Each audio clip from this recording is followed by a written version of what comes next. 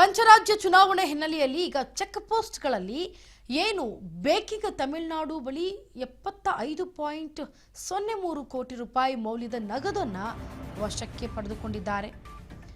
ಪಂಚರಾಜ್ಯ ಚುನಾವಣೆ ಹಿನ್ನೆಲೆಯಲ್ಲಿ check post ಅನ್ನು ಅಳವಡಿಸಲಾಗಿತ್ತು. ಇದಕ್ಕೆ ಸಂಬಂಧಪಟ್ಟಂತೆ ಚೆಕಿಂಗ್ ಪೋಸ್ಟ್ ಸಂಬಂಧಪಟ್ಟಂತೆ ಏನು ತಮಿಳುನಾಡು ಬಳಿ ಇದ್ದಂತಹ 75.3 ಕೋಟಿ ರೂಪಾಯಿ ಮೌಲ್ಯದ ನಗದನ್ನು ವಶಕ್ಕೆ ಪಡೆದುಕೊಂಡಿದ್ದಾರೆ. ತಮಿಳುನಾಡು ಚುನಾವಣಾ ಆಯುಕ್ತರ ಮಾಹಿತಿ ಇದು. ಮತ್ತೊಂದೆಡೆ ತಿರುಪತ್ತೂರು ಬಳಿಯೂ 4 ಕೋಟಿ ಈಗ ಚೆಕ್ ಪೋಸ್ಟ್ನಲ್ಲಿ ಸಿಕ್ಕಿರೋದು. ಚುನಾವಣಾ ಸ್ಥಾಯಿ ಸಮಿತಿ ಏನಿದೆ ಅದಕ್ಕೆ ಸಂಬಂಧಪಟ್ಟಂತೆ ತಮಿಳುನಾಡಿನ ಚುನಾವಣಾ ಆಯುಕ್ತರು ಮಾಹಿತಿ ಕೊಟ್ಟಿರೋದು. ಮತ್ತೊಂದೆಡೆ ತಿರುಪತ್ತೂರು ಬಳಿಯೂ ಕೂಡ 4 ಕೋಟಿ ಹಣವನ್ನು ವಶಕ್ಕೆ ಪಡೆದಿದ್ದೇವೆ. ಜೊತೆಗೆ ಚುನಾವಣಾ ಸ್ಥಾಯಿ ಸಮಿತಿ ಮತ್ತು ಪೊಲೀಸರಿಂದ ಈ ಕಾರ್ಯಾಚರಣೆ ನಡೆದಿದೆ ಅಂತ ಹೇಳಿದ್ದಾರೆ. 4 ಕೋಟಿ 51 ಲಕ್ಷ ಮೌಲ್ಯದ 3550 ಕೆಜಿ ಆಭರಣಗಳು ಈಗ ವಶಕ್ಕೆ ಪಡೆದಿದ್ದೇವೆ ಅಂತ ಹೇಳ್ತಿದ್ದಾರೆ.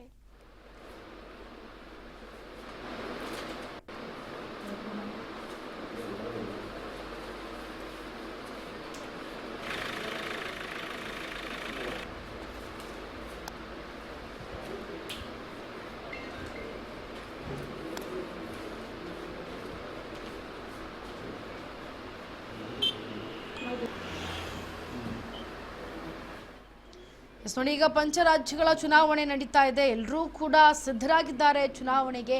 ಆದರೆ ಈ ಒಂದು ಚೆಕ್ ಪೋಸ್ಟ್ಗಳನ್ನು ಹಾಕಿರೋದು ಈ ರೀತಿ ಅಹಿತಕರ ಘಟನೆಗಳು ನಡೀಬಾರ್ದು ಅನ್ನೋ ನಿಟ್ಟಿನಲ್ಲಿ, ಅಥವಾ ಯಾವುದೇ ಸರಕುಗಳು ಅಥವಾ ಈ ಒಂದು ಚುನಾವಣೆ ಸಂಬಂಧಪಟ್ಟಂತೆ ಏನೂ ಆಗಬಾರ್ದು ದುರ್ಘಟನೆಗಳು ಅನ್ನೋ ಕಾರಣಕ್ಕೆ ಚೆಕ್ ಪೋಸ್ಟ್ಗಳನ್ನು ಅಲ್ಲಲ್ಲಿ ಅಳವಡಿಸಲಾಗುತ್ತೆ. ಚುನಾವಣೆ ಅಂತ ಬಂದ ಕೂಡಲೇ ಚೆಕ್ ಪೋಸ್ಟ್ಗಳು ಭಾರೀ ರಾರಾಜಿಸ್ತಾ ಇರ್ತವೆ ರೋಡ್ಗಳಲ್ಲಿ. ಈಗ ಇದೇ ಪಂಚರಾಜ್ಯಗಳ ಚುನಾವಣೆ ಹಿನ್ನೆಲೆಯಲ್ಲಿ ಚೆಕ್ ಪೋಸ್ಟ್ ಹಾಕಿರೋದ್ರಿಂದ ತಮಿಳುನಾಡು ಬಳಿ 75 ಕೋಟಿ ರೂಪಾಯಿ ಮೌಲ್ಯ ನಗದು ವಶಕ್ಕೆ ಪತ್ತೆಯಾಗಿದೆ. ಅಂದರೆ ಈ ನಗದು ಎಲ್ಲಿಗೆ ಸರಬರಾಜಾಗ್ತಾ ಇತ್ತು, ಇದು ಯಾರ ಕಡೆಯಿಂದ ಸರಬರಾಜು ಆಗ್ತಾ ಇತ್ತು, ಅಂದರೆ ಚುನಾವಣೆಗೆ ಸಂಬಂಧಪಟ್ಟಂತೆ ಏನಾದರೂ ಹಣ ವರ್ಗಾವಣೆ ಆಗ್ತಾ ಇತ್ತಾ ಅಥವಾ ಬೇರೆದೇ ಏನಾದರೂ ಇದ್ರ ಹಿಂದೆ ಕೈವಾಡ ಇದೆಯಾ, ಎಲ್ಲವೂ ಕೂಡ ಕುಲಂಕುಷವಾಗಿ ಅಧಿಕಾರಿಗಳು ಇದನ್ನು ಗಮನಿಸಬೇಕಾಗತ್ತೆ. ಯಾಕೆ ಅಂದರೆ ಚುನಾವಣೆ ಇರೋ ಹಿನ್ನೆಲೆಯಲ್ಲಿ ಚುನಾವಣೆಯಲ್ಲಿ ಬಿಗಿ ಭದ್ರತೆ ಬಲು ಜೋರಾಗಿ ನಡೆಯುತ್ತೆ, ಅಷ್ಟೇ ಭದ್ರತೆಯಿಂದ ಕಾಪಾಡ್ಕೊಳ್ಬೇಕಾಗತ್ತೆ. ಹಾಗಾಗಿ ಚುನಾವಣೆ ಪಂಚರಾಜ್ಯಗಳಲ್ಲಿ ನಡೆಯೋ ಕಾರಣ ಈ ರೀತಿ ಏನಾದರೂ ಅದನ್ನು ಬಳಸ್ಕೊಳ್ಳೋದಕ್ಕೆ ತಮಿಳುನಾಡು ಬಳಿ ಇವಾಗ ಸಿಗಾಕೊಂಡಿರೋ 75 ಕೋಟಿ ಮೌಲ್ಯದ ನಗದನ್ನು ಒಂದು ಕಡೆ ವಶಕ್ಕೆ ಪಡಿಸ್ಕೊಂಡ್ರೆ ಅದು ಹೇಗೆ ಬಂತು, ಎಲ್ಲಿ ಬಂತು, ಯಾಕೆ ಬಂತು ಅನ್ನೋದನ್ನ ಅಧಿಕಾರಿಗಳು ಗಮನಿಸಬೇಕಾಗುತ್ತೆ. ತಮಿಳುನಾಡು ಚುನಾವಣಾ ಆಯುಕ್ತರು ಮಾಹಿತಿ ಇವಾಗ ಇದನ್ನು ಕೊಟ್ಟಿದ್ದಾರೆ. ಆದರೆ ಮತ್ತೊಂದೆಡೆ ನಾವು ಗಮನಿಸಬೇಕಾಗಿರೋದು ತಿರುಪತ್ತೂರು ಬಳಿ ಕೂಡ 4 ಕೋಟಿ ಹಣ ವಶಕ್ಕೆ ಪಡೆದಿದ್ದಾರೆ. ಅಂದರೆ ಈ ಹಣ ಎಲ್ಲಿಗೆ ಹೋಗ್ತಾ ಇತ್ತು ಅನ್ನೋದನ್ನ ಗಮನಿಸಬೇಕಾಗುತ್ತೆ. ಯಾರ ಹೆಸರಿಂದ ಎಲ್ಲಿಗೆ ಹೋಗ್ತಾ ಇತ್ತು, ಯಾರಿಗೆ ಹೋಗ್ತಾ ಇತ್ತು ಅನ್ನೋದನ್ನ ಗಮನಿಸಬೇಕಾಗುತ್ತೆ. ಸದ್ಯಕ್ಕೆ ಈಗ ಚುನಾವಣಾ ಸ್ಥಾಯಿ ಸಮಿತಿ ಮತ್ತು ಪೊಲೀಸರಿಂದ ಈ ಕಾರ್ಯಾಚರಣೆ ನಡೆದಿರೋದು. 4 ಕೋಟಿ 51 ಲಕ್ಷ ಮೌಲ್ಯದ 3550 ಕೆಜಿ ಆಭರಣಗಳನ್ನು ವಶಕ್ಕೆ ಪಡೆದಿದ್ದೇವೆ ಅಂತ ತಮಿಳುನಾಡು ಚುನಾವಣಾ ಆಯುಕ್ತರು ಈಗ ಮಾಹಿತಿ ಕೊಟ್ಟಿರೋದು. ಓಕೆ, ಅದ್ರ ಬಗ್ಗೆ ಹೆಚ್ಚಿನ ಮಾಹಿತಿಯನ್ನು ಕೊಡೋದಕ್ಕೆ ನಮ್ಮ ಜೊತೆ ಸಂಪರ್ಕಕ್ಕೆ ನಮ್ಮ ಪ್ರತಿನಿಧಿ ಹರಿ. ಹರಿ, ಇದೀಗ ತಮಿಳುನಾಡು ಚುನಾವಣಾ ಆಯುಕ್ತರ ಮಾಹಿತಿಯನ್ನು ಕೊಟ್ಟಿರೋದು ಈ ರೀತಿ ಒಂದು ಏನು ನಗದುಗಳನ್ನು ವಶಕ್ಕೆ ಪಡಿಸ್ಕೊಂಡಿದ್ದೇವೆ ಅಂತ. ಆದರೆ ಈಗ ಪಂಚರಾಜ್ಯಗಳ ಚುನಾವಣೆ ಇದೆ, ಈ ಹಿನ್ನೆಲೆಯಲ್ಲಿ ಈ ರೀತಿ ನಡೆದಿರೋದ್ರಿಂದ ಏನಾದರೂ ಕೈವಾಡ ಯಾರ್ದಾದ್ರೂ ಅಧಿಕಾರಿಗಳದ್ದು ಇದೆಯಾ ಅನ್ನೋದೇನಾದ್ರು ತಿಳಿದು ಬಂದಿದ್ಯಾ, ಏನು ಕತೆ? ಈಗ ಇದಕ್ಕೆ ಸಂಬಂಧಪಟ್ಟಂತೆ ಅಧಿಕಾರಿಗಳು ಏನಾದ್ರು ಮಾತನಾಡಿಸಿದ್ದೀರಾ, ಏನು ಇದ್ರ ಬಗ್ಗೆ ಡೀಟೇಲ್ಸ್ ಕೊಡಿ. ನಮಸ್ತೆ ಇಂಚಾ ಅವರೇ. ತಮಿಳುನಾಡಿನ ಚುನಾವಣೆ ಏಪ್ರಿಲ್ 23 ತಾರೀಕಿಗೆ, ಕೌಂಟಿಂಗ್ ಡೇಟ್ ಏಪ್ರಿಲ್ 4, ಮೇ ತಿಂಗಳು 4 ಅಂತ ಹೇಳ್ಬೋದು. ಆದ್ರೆ ಈಗ ಚುನಾವಣೆ rules and regulation state full follow ಆಗಿದೆ. ಪಂಚರಾಜ್ಯಗಳ ಚುನಾವಣೆ ತೇರಲ್ಲಿ ನೋಡಿದ್ರೆ ಈ ತಮಿಳುನಾಡು ಎಲೆಕ್ಷನ್ ಮಾತ್ರ ಭಾರಿ ಜೋರು, ಕಂಡಪಟ್ಟ ಬಿಸಿಲಿರುವಾಗಲೇ ಇದು ಎಲೆಕ್ಷನ್ ಬಿಸಿಲೇ ಕಂಡಪಟ್ಟ ಜೋರಾಗಿದೆ. ಕ್ಯಾಂಡಿಡೇಟ್ಸ್ ಸೆಲೆಕ್ಟ್ ಮಾಡೋದು ಒಂದು ಕಡೆ ನಡೀತಾ ಇದ್ರೆ, ಮತ್ತೆ ಒಂದು ಕಡೆ ಆ ಎಲೆಕ್ಷನ್ ಆಫೀಸರ್ಸ್ ಮತ್ತೆ ಆ ಜಿಲ್ಲಾ ಎಲೆಕ್ಷನ್ ಡಿಸ್ಟ್ರಿಕ್ಟ್ ಕಲೆಕ್ಟರ್ಗಳು ಇರ್ಬೋದು, ಅವರೆಲ್ಲ ಈಗ ಇಡೀ 24 ಅವರ್ಸ್ ರೌಂಡ್ಸ್ ಬರ್ತಾ ಇದ್ದಾರೆ. ಎಲೆಕ್ಷನ್ ರೂಲ್ಸ್ ಅಲ್ಲಿ ಒಂದು ಜನ 50,000 ರೂಪಾಯಿ ಮೇಲೆ ಕೊಂಡೋಗಂಗಿಲ್ಲ. ಆದ್ರೆ 50,000 ರೂಪಾಯಿ ಮೇಲೆ ಕೊಂಡೋಗುವಾಗ ಅವರು ಡಾಕ್ಯುಮೆಂಟ್ಸ್ ತೋರಿಸ್ಬೇಕು. ಆಗ ತೋರಿಸದೇ ಇರೋ ಕಾರಣ ಸುಮಾರು ಇವತ್ತಿನ ಗಂಟೆ ಎಲೆಕ್ಷನ್ ಅನೌನ್ಸ್ ಮಾಡಿದ ಡೇಟ್ ಇಂದ ಇವತ್ತು ಗಂಟೆ ಸುಮಾರು 75 ಕೋಟಿ ರೂಪಾಯಿ ಮೌಲ್ಯ ದುಡ್ಡುಗಳಿರ್ಬೋದು, ಚಿನ್ನಾಭರಣ ಇರ್ಬೋದು ಚೀಸಿದಾಗಿದೆ. ಇವತ್ತು ಮಾತ್ರ ಒಂದೇ ದಿನದಲ್ಲಿ ಸುಮಾರು 5 ಕೋಟಿ ಮೌಲ್ಯ ಚಿನ್ನಾಭರಣಗಳು ಚೀಸಾಗಿದೆ. ಸುಮಾರು ಮಧುರೆ ಪಕ್ಕದಲ್ಲಿ ಶಿವಗಂಗೆಯಲ್ಲಿ ಬೇರೆ ಬೇರೆ ಪ್ರೈವೇಟ್ ಗೋಲ್ಡ್ ಜ್ಯುವೆಲ್ಲರ್ಸ್ ಅಂಗಡಿಗಳಿರ್ಬೋದು, ಆ ಅಂಗಡಿಗಳಿಗೆ ಸಪ್ಲೈ ಮಾಡುವ ಕೊಂಡೋಗುವ ಗೋಲ್ಡ್ ಚೀಸಾಗಿದೆ ಇವತ್ತು. ಅದು ಮಾತ್ರ ಇವತ್ತು 5 ಕೋಟಿ ಮೌಲ್ಯ.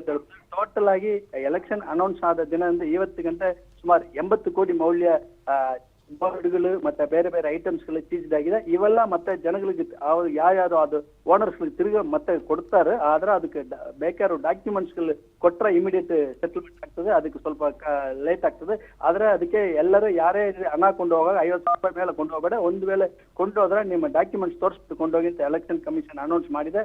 ಆದ್ರೆ ಡೈಲಿ ಚೀಸ್ ಮಾಡುವುದು ಕೆಲಸ ನಡೀತದೆ. ಈಗ ಬೆಂಗಳೂರು ನಿಯರ್ ಅತ್ತಿಪಳ್ಳಿ ಜೂಜುವಾಡಿ ಇರ್ಬೋದು, ಇಲ್ಲ ಊಟಿ ಮೈಸೂರು ರಸ್ತೆಯಲ್ಲಿ ಇಲ್ಲ ಟೋಲ್ ಗೇಟ್ ಚೆಕ್ ಪೋಸ್ಟ್ ಇರ್ಬೋದು, ಎಲ್ಲಾ ಚೆಕ್ ಪೋಸ್ಟ್ಗಳು ಮತ್ತೆ ಜಿಲ್ಲಾ ಬಿಟ್ಟು ಜಿಲ್ಲಾ ಹೋಗುವಾಗ ಎಲ್ಲಾ ಕಡೆ ಚೆಕಿಂಗ್ 24 hours ನಡೀತಾ ಇರುವುದು.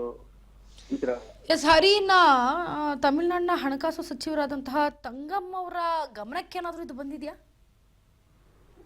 ಇದು ಒಂದು ಪೊಲಿಟಿಕಲ್ಸ್ ಈಗ ಸಪೋರ್ಟ್ ಬರುವುದಿಲ್ಲ.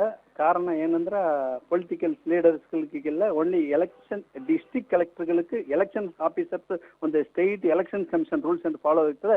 ಯಾವುದೇ ಅಧಿಕಾರಿಗಳು ಇದರಲ್ಲಿ ಜಾಮೀನು ಆದ್ರೆ ಅದರ ಅಧಿಕಾರಿಗಳೆಲ್ಲ ತಪ್ಪು ಮಾಡಿದ್ರೆ ಅದು ಇಮಿಡಿಯೇಟ್ ಟ್ರಾನ್ಸ್ಫರ್ ಲೆಕ್ಕ ಇದೆ. ಈಗ ಡಿಸ್ಟ್ರಿಕ್ಟ್ ಕಲೆಕ್ಟರ್ಗಳೆಲ್ಲ ಎಲೆಕ್ಷನ್ ಕಮಿಷನ್ ಕಂಟ್ರೋಲ್ಗೆ ಹೋಗಿದ್ದಾರೆ. ಮತ್ತೆ ಆ ಜಿಲ್ಲಾ ಒಳಗೆ ಯಾವುದೇ ಮಿಸ್ಟೇಕ್ ಇರಲಿ ಇಮಿಡಿಯೇಟ್ ಎಲೆಕ್ಷನ್ ಕಮಿಷನ್ ಆಫೀಸ್ ಅದ ಡಿಸ್ಟ್ರಿಕ್ಟ್ ಕಲೆಕ್ಟರ್ ಆಫೀಸ್ 24 hours ಕಾಲ್ ಮಾಡಿ ತಲುಪಿಸಬಹುದು.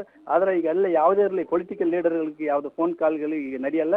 ಎಲ್ಲ ಎಲೆಕ್ಷನ್ ಕಮಿಷನ್ ಡೈರೆಕ್ಟ್ ನೋಡ್ತಾ ಇದೆ. ಆದ್ರೆ ಡಿಸ್ಟ್ರಿಕ್ಟ್ ಕಲೆಕ್ಟರ್ಗಳು ಈಗ ಎಲೆಕ್ಷನ್ ಸ್ಪೆಷಲ್ ಆಫೀಸರ್ ಆಗಿದ್ರ ಕಾರಣ ಈಗ ಯಾವುದೇ ಪೊಲಿಟಿಕಲ್ ಲೀಡರ್ಸ್ ಇಲ್ಲಂದ್ರೆ ಇದು ಜನಗಳು ಅವರವರು ಹಣಗಳು ಮತ್ತೆ ಅವರವರು ಗೋಲ್ಡ್ಗಳು ಕೊಂಡು ಹೋಗುವಾಗ ಕಳೆದ ನೆಕ್ಸ್ಟ್ ಒಂದು 30 ದಿನಕ್ಕೆ ಸೇಫ್ಟಿ ಆಗಿ ಕೊಂಡೋಗಿ ಡಾಕ್ಯುಮೆಂಟ್ಸ್ ಜೊತೆಯಲ್ಲಿ ಕೊಂಡೋಗಿ ಅಂತ ಎಲೆಕ್ಷನ್ ಅನೌನ್ಸ್ ಮಾಡ್ತಾ ಇದೆ. ಆದ್ರೆ ಜನಗಳಿಗೆ ಈಗ ದೊಡ್ಡ ದೊಡ್ಡ ಬಿಸ್ನೆಸ್ ಮ್ಯಾನ್ ಹಣ ಕೊಂಡು ಹೋಗೋ ತೊಂದರೆ ಆಗಿದೆ.